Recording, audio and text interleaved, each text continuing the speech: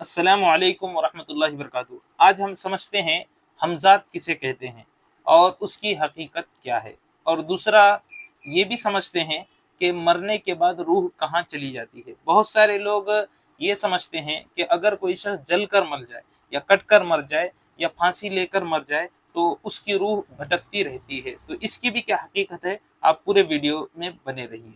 تو سب سے پہلے یہ بات سمجھ لیجئے کہ ہمزات کی حقیقت کیا ہے۔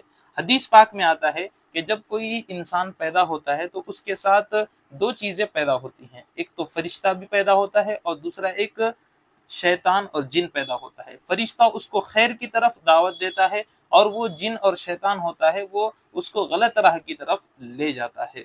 اسی کو عوام الناس میں ہمزات کہتے ہیں، اسی شیطان اور جن کو۔ نمبر 2 پر، مرنے کے بعد روح بھٹکتی ہے یا نہیں ہے، تو صرف دو ہی آپشن موجود ہیں۔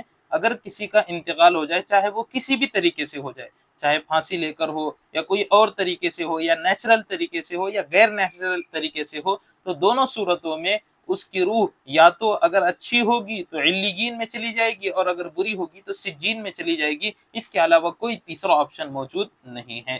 جزاکم اللہ خیرا و احسن الجزا۔